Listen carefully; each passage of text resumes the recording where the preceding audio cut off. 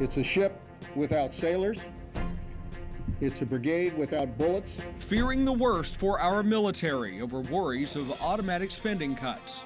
Dozens faced with rebuilding in Reno, burned out of their homes right before Thanksgiving, but still feeling thankful. Everybody's okay. The dog is okay. And we can, it's the kind of thing you can rebuild from. And plenty of information to digest before you make that turkey dinner. Ways to cut costs and keeping things safe during preparation. Your independent news network starts right now.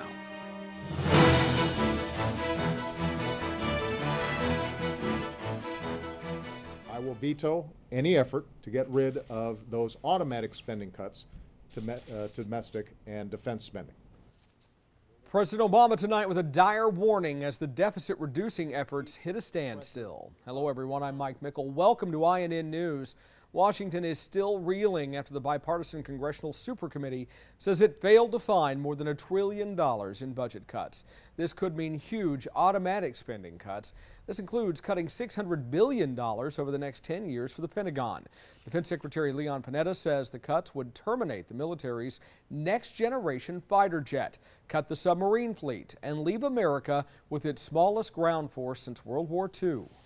It's a paper tiger. An army of barracks, buildings, and bombs without enough trained soldiers able to accomplish the mission. Programs that affect average Americans like Medicare are also in jeopardy. There is time, though, to come up with a plan to fix the deficit. The mandatory cuts won't begin until after the presidential election, more than a year away. A devastating fire in Reno, Nevada is mostly out tonight. That fire scorched 1,935 acres or 3 square miles since last Friday. It destroyed 32 homes. 16 people were hurt, and firefighters told 9,500 people to leave their homes. And as Shannon Moore from our affiliate KRXI reports, the aftermath is rattling homeowners. Cleanup crews will be carrying away wreckage from these damaged homes for weeks, but it will take a lot longer for call-in fire victims to recover from what many are calling one of the worst fires in Reno's history. We've seen fires before, but nothing with this kind of wind behind it. Homeowner Mike Phillips woke up Friday morning to the sound of sirens screeching through his neighborhood in southwest Reno. I turned my sprinklers on behind my house just in case. And sure enough, in about 1 or 1:30, the wind shifted and jumped McCarran, and I knew we were in trouble then, because boy, then it just howled across behind my house. It just sounded like a jet engine going by. That powerful wind pushed the fire down the canyon just yards from his home, destroying everything in its path. Fortunately for Phillips, his home was spared. I feel real lucky, yeah. Yeah, really lucky, because we dodged a bullet here. But not everyone could escape the fury of the flames. This couple lost a majority of their home after an ember set their roof ablaze. As we move about and pull things out of closets and things like that, we're realizing just some of the stuff that was lost. Despite the efforts of 2 fire crews, their daughter's room is in ashes, along with both home offices and countless family heirlooms. I lost my mother's handmade wedding dress. He lost his first guitar. A vintage guitar. A vintage guitar. And though they've lost so much, Dennis and Sharon Grundy are counting their blessings tonight. Everybody's okay. The dog is okay. And we can, it's the kind of thing you can rebuild from. Shannon Moore reporting for INN News. Take a look at this. Heavy rains over the weekend wreaked havoc on this Los Angeles area road. You can see a big chunk actually broke away, crumbling into the Pacific Ocean below. Officials shut down a 900-foot section of the road months ago due to a slow-moving landslide. No one was hurt Sunday when the massive section of road fell into the sea. Officials have put up barricades to keep onlookers away.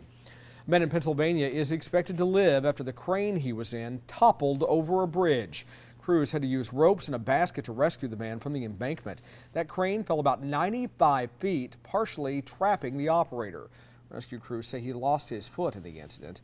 The Pennsylvania Department of Transportation says it appears there was a malfunction with the crane. More unrest in Egypt as elections draw closer, and what vote led to a bizarre tear gassing incident in South Korea.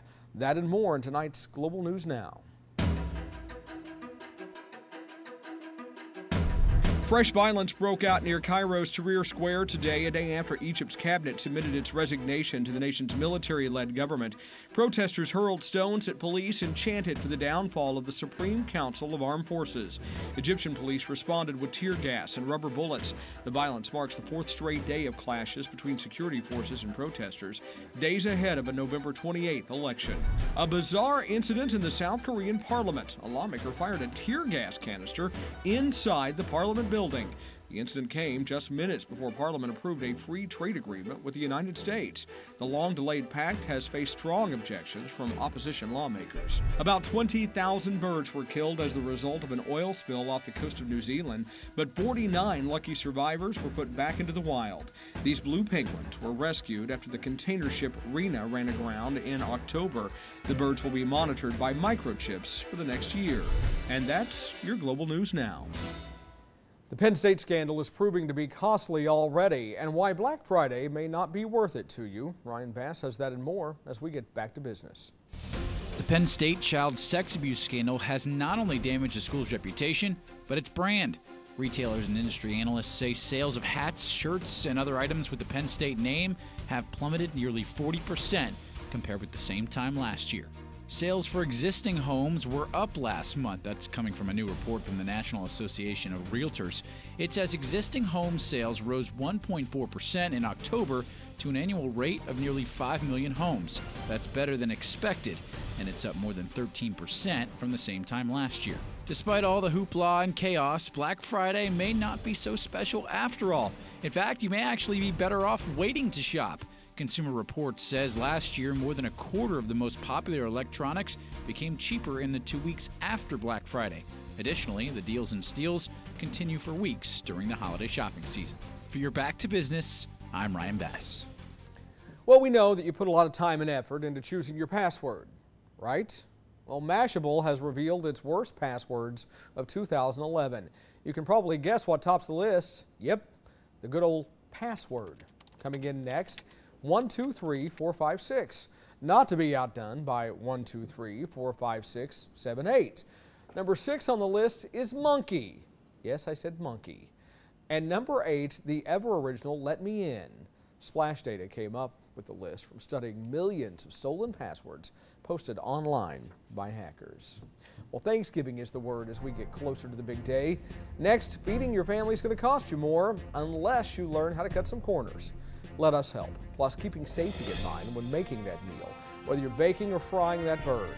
And turkeys are in a feeding frenzy, now fattening up for the big day they won't get to enjoy. These stories and much more still to come on INN.